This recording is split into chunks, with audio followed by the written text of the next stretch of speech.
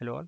जैसा कि आपने देखा होगा ट्रेडिंग सेशंस में कि निफ्टी जो है एक रेंज बाउंड मार्केट में अभी फंसा हुआ है और धीरे धीरे वो अपने लेवल्स को पहुंचता हुआ दिख रहा है। जैसे आज आपने देखा होगा 19,450 के लेवल पे गया।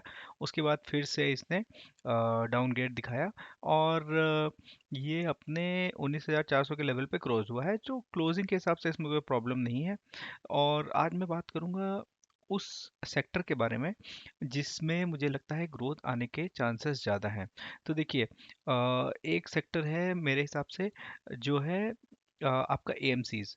तो एएमसीज में मैं आज एचडीएफसी एएमसी और आदित्य बिरला सन लाइफ एएमसी लिमिटेड के बारे में बात करूंगा। तो अगर आप एचडीएफसी एसेट मैनेजमेंट कंपनी के बारे में देखेंगे तो इसका मार्केट कैप 58,975 करोड़ है। करंट प्राइस 2762, हाई इसका 2930, 52 एक लो 1590। इसका पी देखेंगे तो अभी काफ़ी रीजनेबल है, 35 रुपये के अराउंड है, सॉरी 35 के अराउंड है।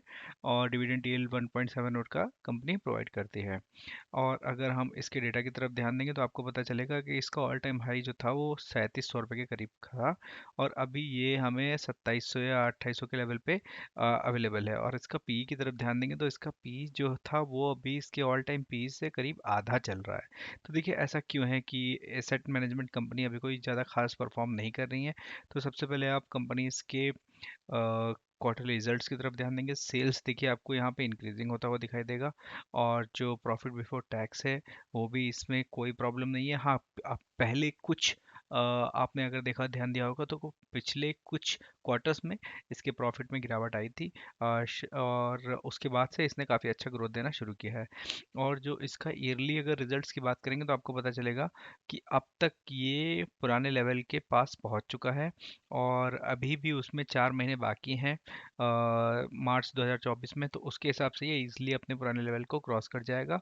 और अगर प्रॉफिट की बात करें तो प्रॉफिट ये अपने पिछले प्रॉफिट्स को क्रॉस कर चुका है।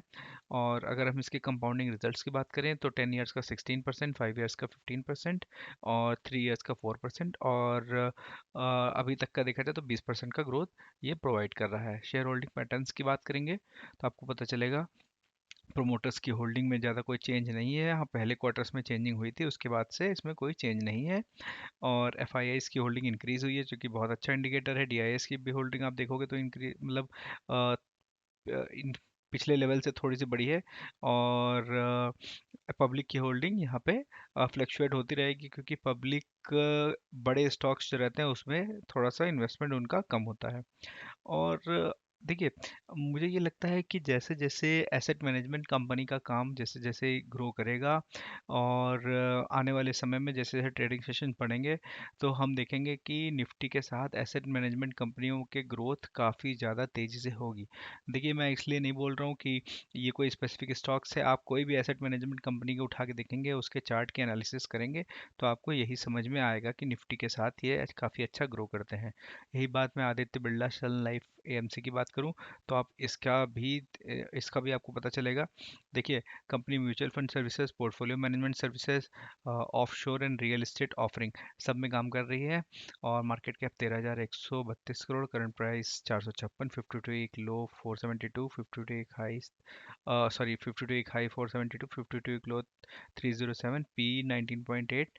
और डिविडेंड प्रोवाइड कर रही है। अगर हम मैक्स चार्ट की तरफ ध्यान देंगे तो देखिए इसका ऑल टाइम हाई से अभी कितना कम चल रहा है। ठीक है, और अगर पी की बात करें तो आपको समझ में आएगा कि इसका पी करीब एक ही रेंज में फंसा हुआ है अभी, 22 का पी और 19.8 जो अभी करंट इसका पी है। देखिए, अगर हम कंपनी के क्वार्टरली रिजल्ट्स की बात करेंगे तो सेल्स आपको यहाँ पे बढ़ती हुई दिखाई दे रही होगी जो कि अच्छा अच्छा इंडिकेटर है। और अगर हम profit and loss yearly statements की बात करें तो ये इजीली अपने पुराने लेवल्स को क्रॉस कर जाएगा। जैसा कि आपको दिख रहा होगा प्रॉफिट बिफोर टैक्स देखिए अपने पुराने लेवल्स को, जो इसका ऑल टाइम हाई था उसके पास पहुँच गया है। 881 करोड़ का। कंपाउंडिंग ग्रोथ की बात करें 10 साल की तो ग्रोथ अभी नहीं इसमें शो करेगा क्योंकि इतना डेटा ही नहीं है। 5 साल का 11%, 3 साल का 6% और अब तक का 4% है। देखिए, अगर आप लॉन्ग टर्म इन्वेस्टर हैं और अगर आप निफ्टी बीज हो गया या इस तरह की कंपनी, इस तरह के स्टॉक्स में इन्वेस्ट करते हैं तो मेरे तरफ से हाँ, आपको इन सब कंपनीज की तरफ ध्यान देना चाहिए जो कि एक ग्रोथ फॉरवर्ड कंपनीज है। देखिए आप प्रोमोटर्स की होल्डिंग देखिए करीब 86.48% है। फाइव की होल्डिंग देखिए 1.68 है। टीआईएस की होल्डिंग 4.72 है जो कि इंक्रीजिंग हो रही है, बढ़ रही है इसमें। पब्लिक की होल्डिंग एज यूजुअल, ये इसमें काफ़ी समय से ज़्यादा ग्रोथ नहीं देखी गई है, इसलिए इसमें पब्लिक का ज़्यादा इंटरेस्ट नहीं है। देखिए हमें उस तरह के स्टॉक्स की तरफ मूव करना चाहिए जिसमें हमें आने वाले समय में ग्रोथ होने के चांसेस ज़्यादा दिखेंगे।